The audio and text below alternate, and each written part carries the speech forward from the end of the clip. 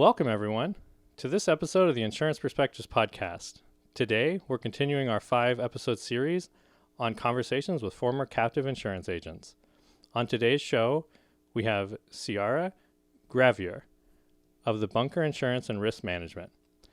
The Bunker Insurance and Risk Management has been a HawkSoft customer since 2019 and was brought to HawkSoft by our dear friend Chris Lejeune, and in the past worked with Susan Ellermeyer in our client services department. Trivia. Before Susan moved into client services, she was our internal trainer. So she had the displeasure of training me as a product support rep. Ciara and her family opened an Allstate agency in the early 2000s. And after a few years of that, which we'll talk about, they moved into the independent space where they had their agency for a number of years. Following her parents' retirement, Ciara opened The Bunker, one of, I have a very biased opinion, but one of my favorite agencies out there in terms of their branding and their attention to their clients and how they engage technology. And The Bunker is a commercial-focused agency in Davie, Florida.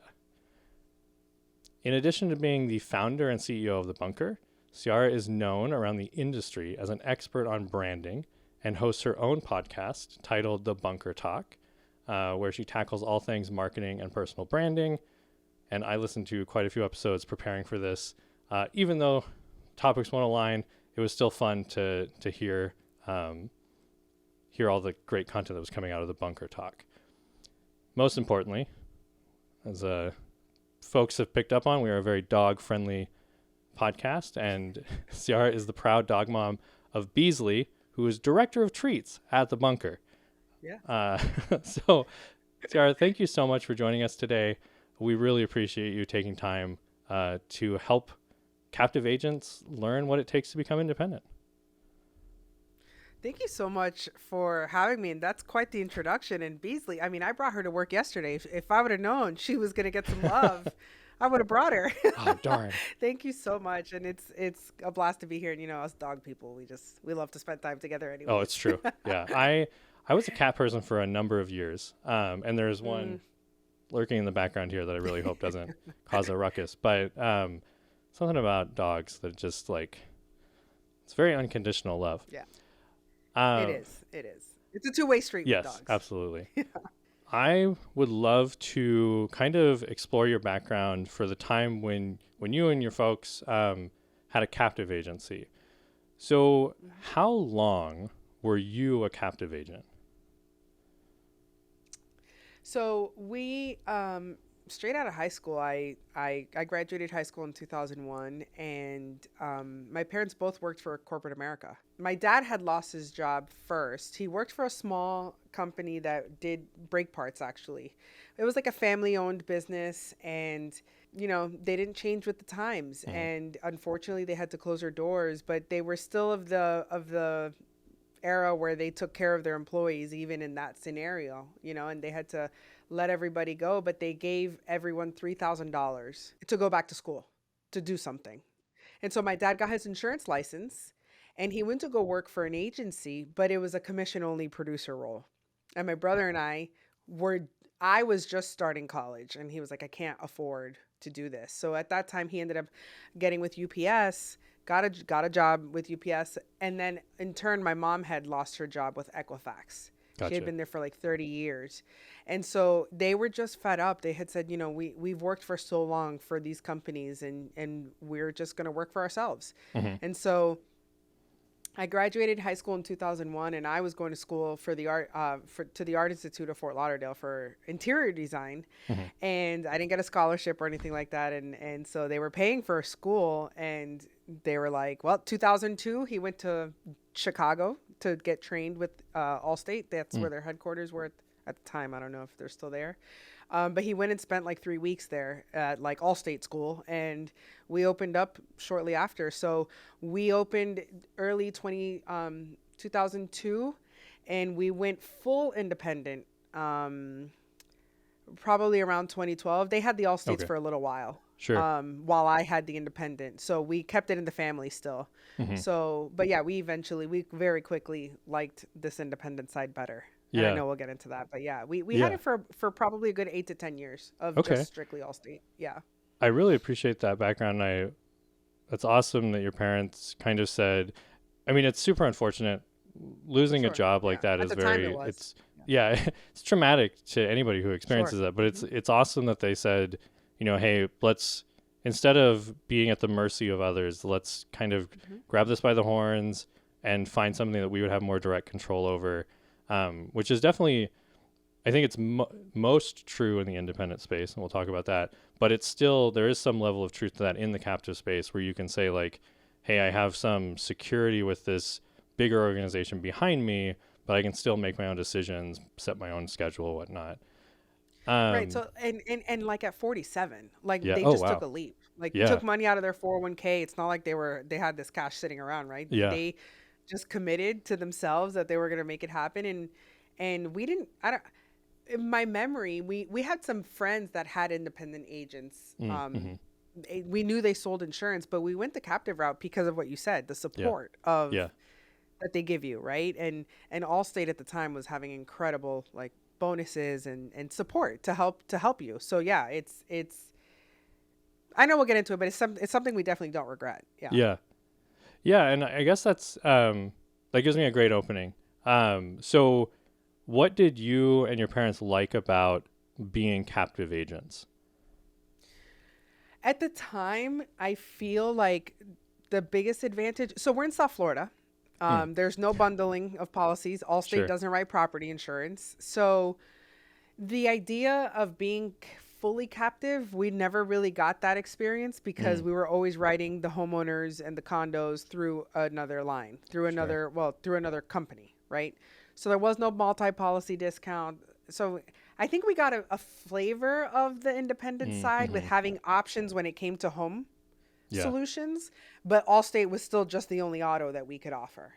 So we kind of got a taste of it, but um, I think one of our favorite things that we carry that still till now Mm-hmm. is they taught us how to underwrite insurance. Yeah.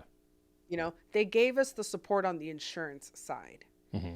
And I think that has benefited us transitioning. I feel like coming into this independent side without any knowledge Mm-hmm. is double as hard, Yeah. right? Like Absolutely. we didn't have to learn insurance and independent Mm-hmm. life and options and different carriers and guidelines, all that, right?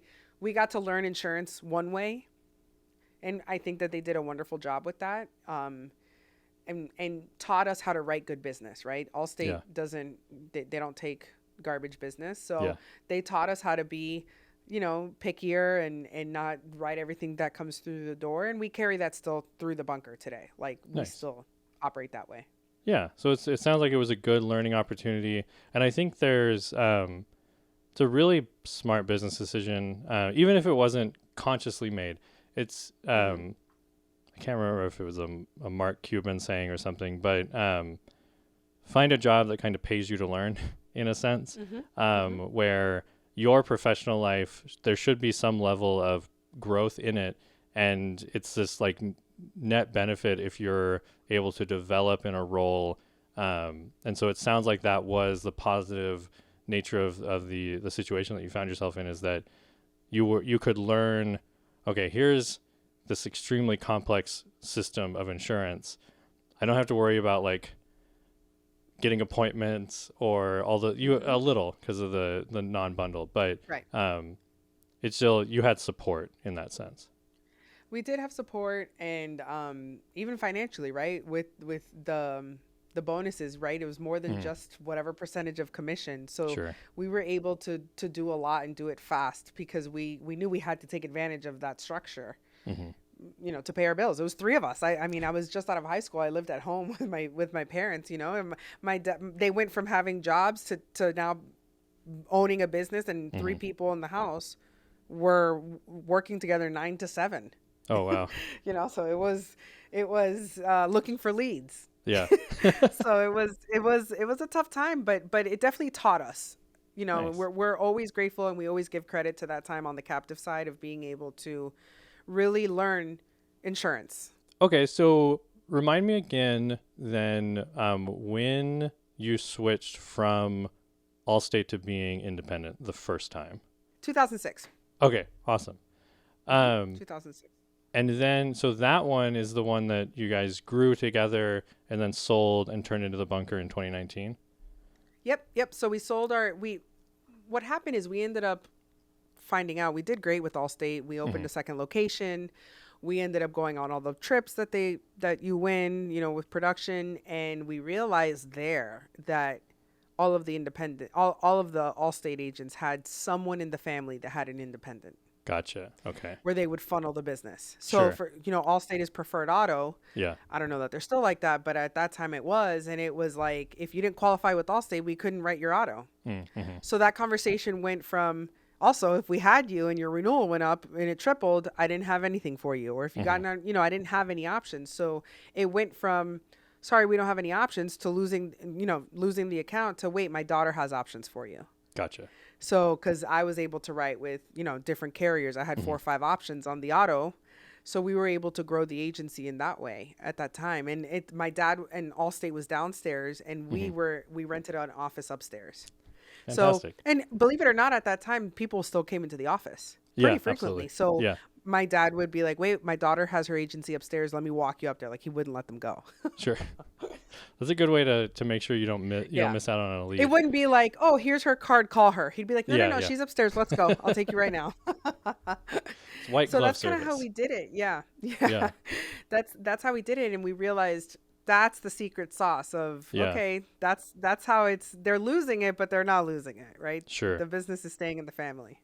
Yeah. So that's kind of how we ended up growing that independent. And then we sold the Allstates pretty quickly. I would say a couple years into it, we ended up selling off the Allstates because we just realized this is the better side. What was the hardest thing for you starting in the independent space then? I think for us, one of the reasons that we also wanted to leave was because we wanted to do more commercial.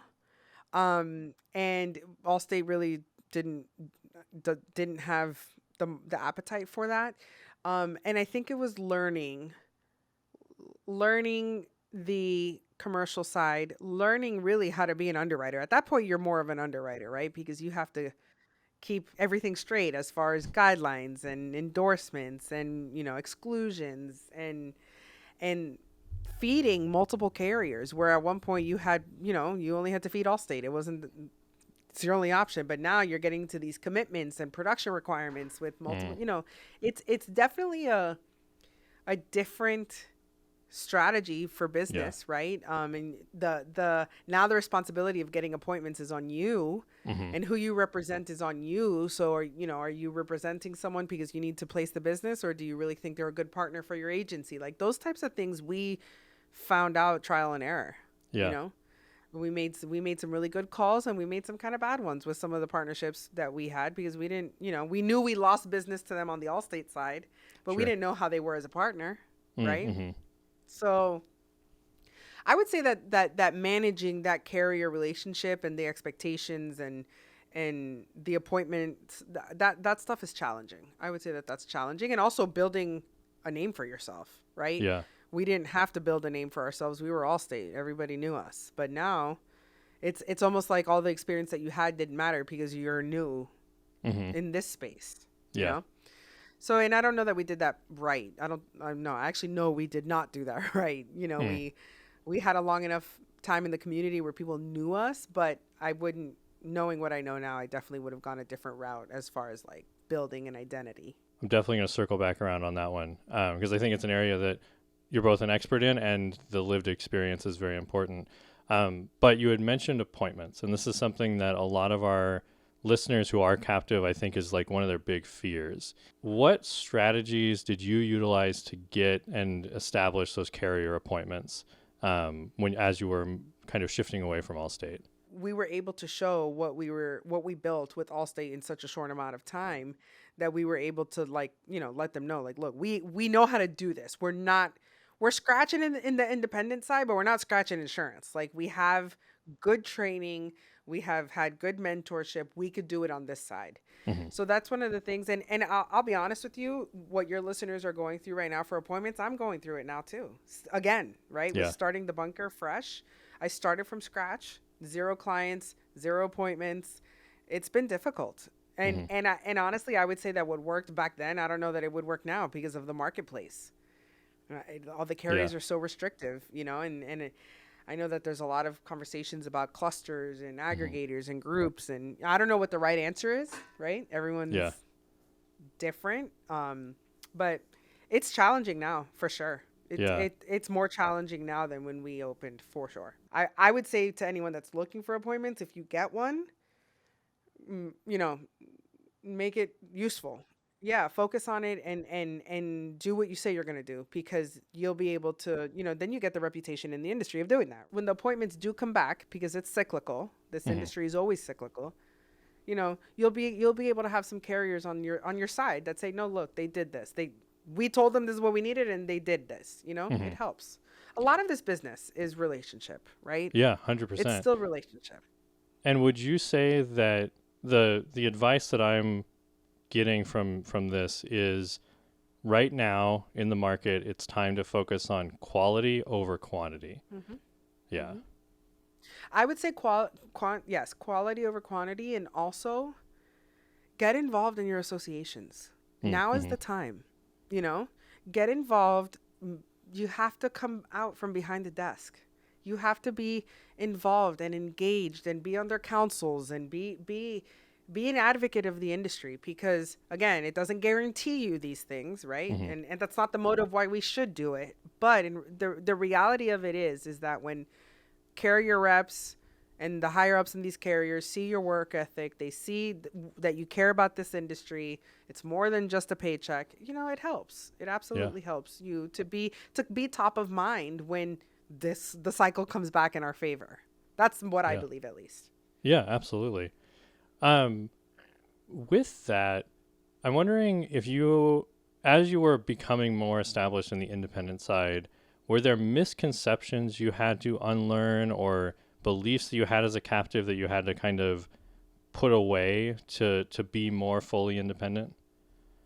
I not to be more fully independent, but I definitely thought when you're on the captive side, I think you think the independent side is just easier because you have Mm. all the options. Mm-hmm. Like if that's all it takes to write the business, it's not. Mm-hmm. You still lose.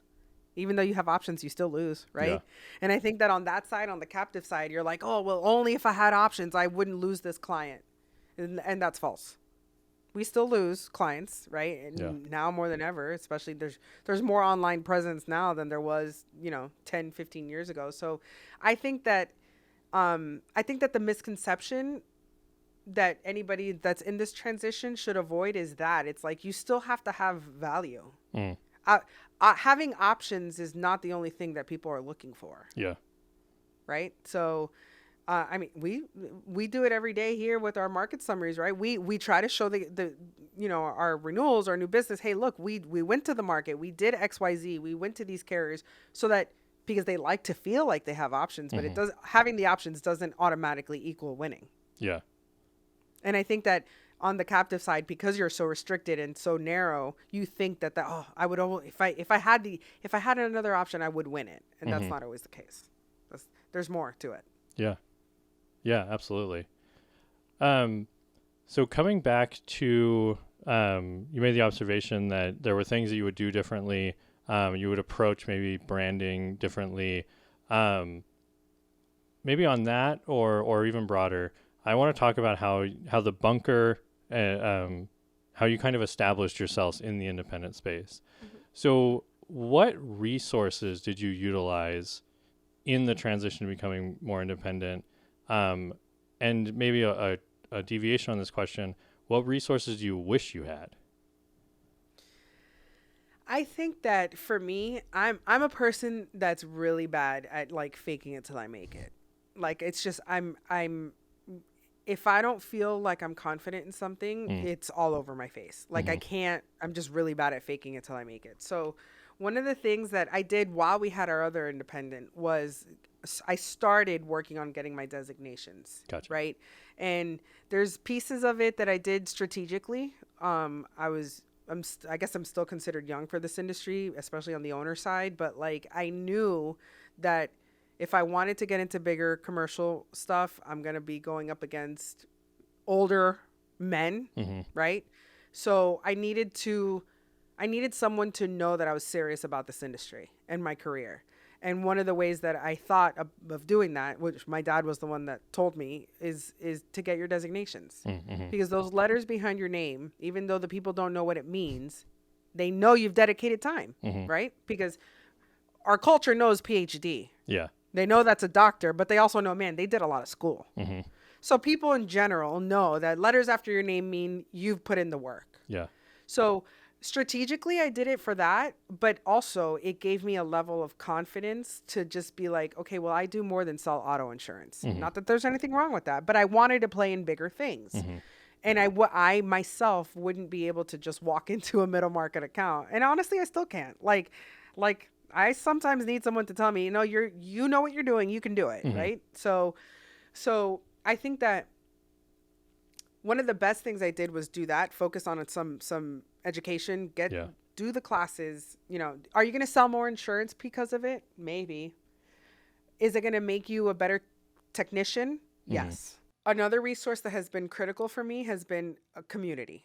So we built at my other independent agency, we did do personal lines. We had bought an agency that had some middle market commercial accounts in it. So we knew how to do the insurance piece. We knew how to service it. We could do that. It was fine. But I didn't know how to go get the middle market. Mm-hmm. I didn't know how to have the conversations. I didn't know what their problems were, right? So we opened November of 2019. We all know COVID, March 2020. I had 0 clients. I had just signed a lease on a spot. I hired 3 telemarketers. Like, it was awful. Yeah. And so when I was moved into my dining room and it was just me and a lot of tears, we found Killing Commercial. Sure.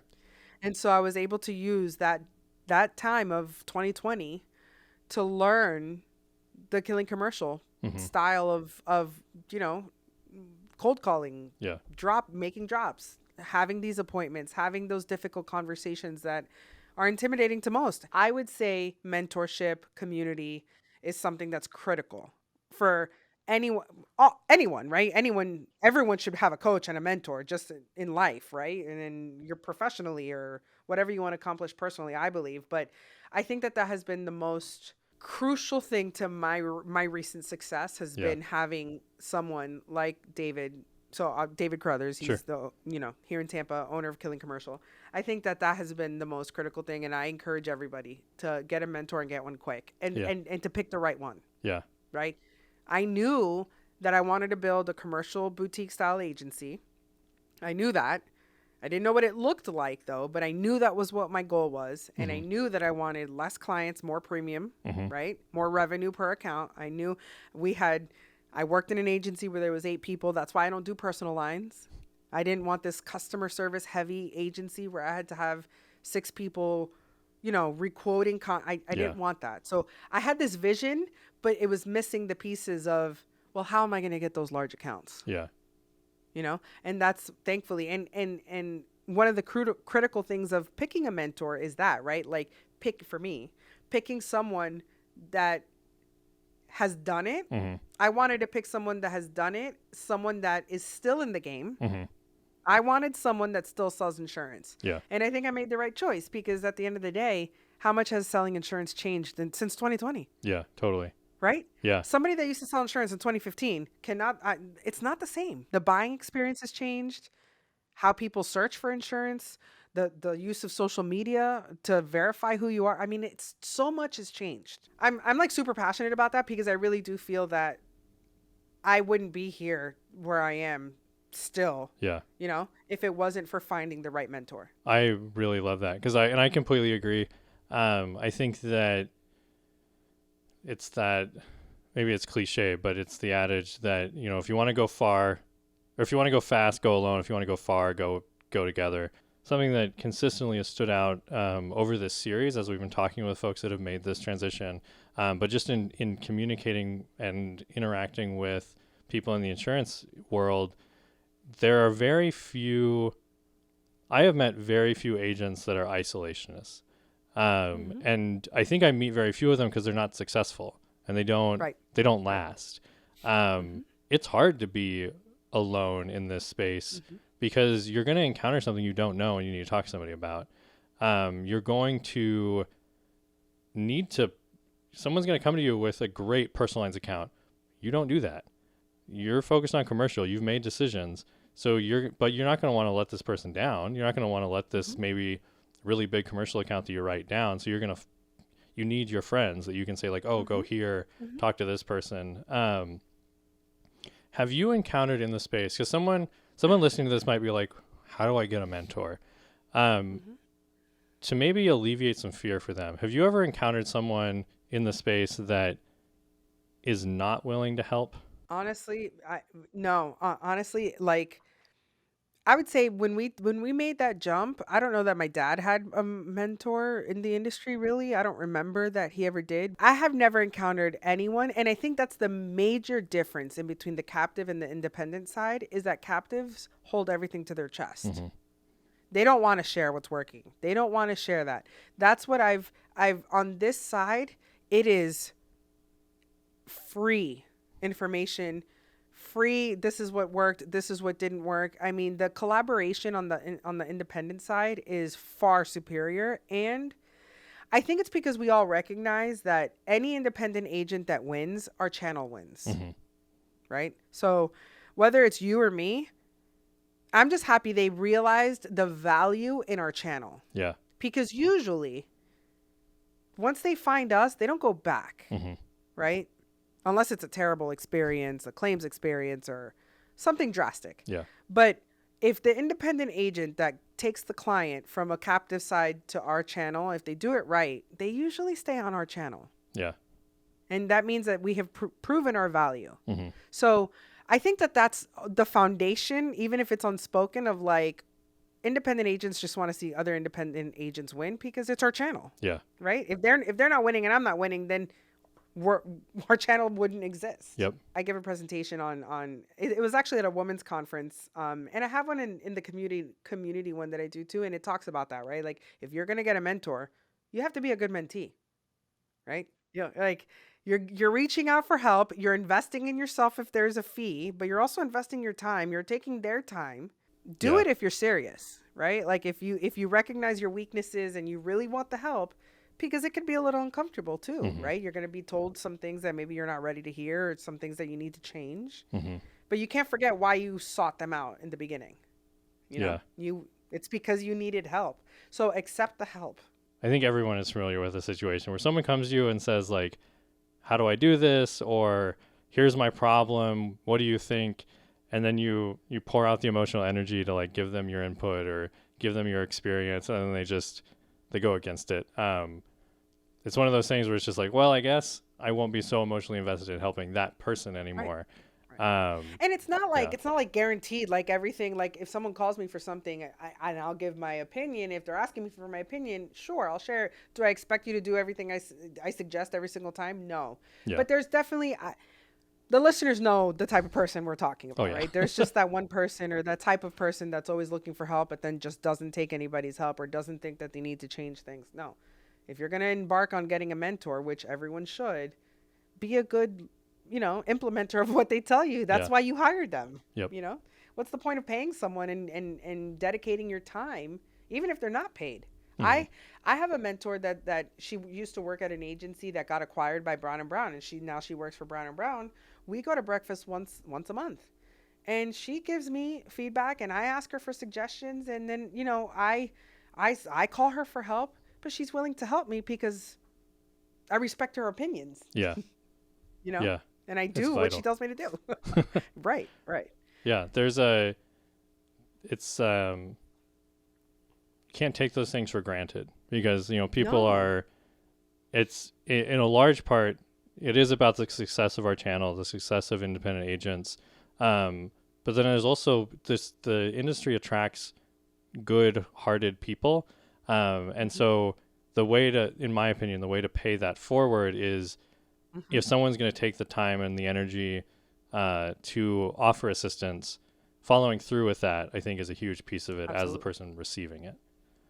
I agree. I 100% agree with you. And I think that that's why this channel is so motivated to help because someone has already helped you. Yeah. Yep. So I think the majority of the channel is on this pay it forward. Let's keep it going. Yeah. You got pulled up, so pull someone up. I truly in my heart believe that the majority of people in the industry are that, for I sure. completely agree. Which gives Yeah. me a segue into our last question for you. Um, in the interest of pulling others up behind us and paying it forward, what would you do differently if you could do it all over again, going from a captive to an independent? I guess it would apply from captive to independent, but even there's so much I would do different going independent to independent, right? We sold an independent and then restarted. I think, but it would apply to if you're leaving the captive side coming to independent. I think it would be to get a niche. Mm-hmm. I would focus on an industry, a line of business, um, and become an expert and just niche and be known in that industry as the expert, be Mm-hmm. published in their magazines, go to their conferences. Who makes more money, a generalist or a heart surgeon? Yeah. It's no different for us. And so I think that that's the number one thing that I would do. I would pick a lane, do it well, grow it, and then maybe at that point duplicate it, right? Yeah. Because then once you have the structure and you know how to figure out a niche, you could just duplicate it at that point when you have other people running it. But I think that that's a mistake a lot of people make. I Mm-hmm. would say, and myself included. I made it again Mm-hmm. because you have to pay your bills, right? Yeah. You get to the point where you're like, I gotta write some business, I gotta pay my bills. But if you have the capacity to really be disciplined and say no to the business that doesn't fit the appetite and doesn't fit the niche, and stick to it, it might take you a little bit longer, but the people that have the niches are going to far surpass the generalist. Yeah. And Yeah. I imagine if someone's specifically in that captive to independent transition, it's way easier to figure out how to swim in a swimming pool than it is to swim in the ocean. So if you go into the independent space saying, you know what, I'm passionate about specialty cars or food trucks, contractors, like dad was a contractor, so I know contracting really well. I'll do that.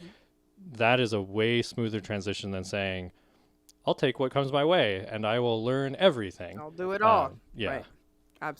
So imagine even from that perspective, right, of learning the independent side only in an industry. That alone is challenging because you're going to have, I think what people don't realize too, and especially on my side, I play a lot in the E&S. Mm-hmm. I mean, the every single policy is different. Mm-hmm. The exclusions are different. The language is different. So it is daunting. So, had I picked a niche, and I'm not saying it's too late, right? But, it's in the plans. But Yeah. one of those things, it's like, you become the expert at the policy language of your niche. Mm-hmm. And then tactically, you're better than the competitor. Mm-hmm. And then if you have it with the right marketing and you have the right messaging, you're going to dominate. I could continue this conversation for the next few hours. Same. But Let's. No. I really would, and we'll definitely have you back. But I cannot thank you, Ciara, enough for your time today. You are very open with the path you went on.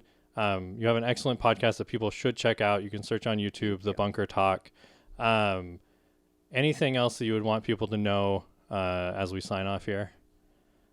Honestly, thank you so much for having me on. This was awesome. I love you guys anyways. I'm on HawkSoft 6 now and I love it. Oh, fantastic. I'm glad to hear that. So yeah, it's been great. But no, I think that I would just encourage everyone to just not do this alone.